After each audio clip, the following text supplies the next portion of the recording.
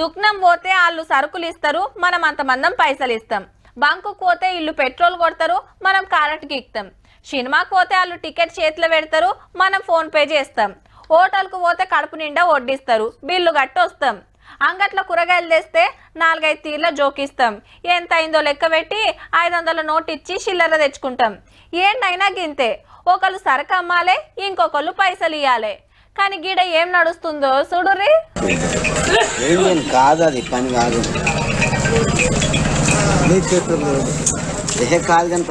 అగో వద్దంటే గదువ పట్టుకొని బతింలాడి 500 జేబులో పెట్టిండన్నా.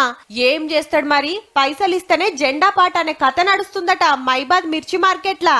రైతులు పండించిన మిర్చి మార్కెట్ కి తీసుకొస్తే సీరియల్ నెంబర్ ప్రకారం చిట్టీలు ఇస్తారు. అటెన్క ఒక్కొక్కరిని పిలిచి జెండా పాట పెట్టి వ్యాపారులకు అమ్మిస్తారు. కానీ డబ్బులు 10 రూపాయలు ఇచ్చిర్రు అని చెప్తారు.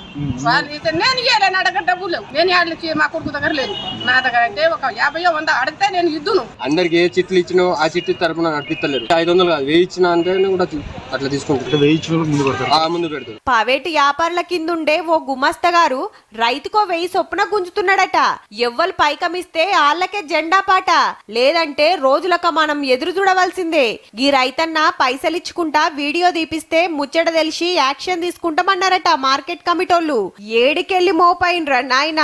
బంగారం అసొంటి పంట వండించి తీసుకొస్తే తాళని తప్పని రంగు మంచిగా లేదని వంకలు పెట్టి రేటు దించుడే కాకుండా ఉల్టా రైతుల తన పైకం గుంజబట్టిరి. ఎటు తిరిగి దోసుకుంటానికి రైతులే అలకగా దొరుకుతున్నారు.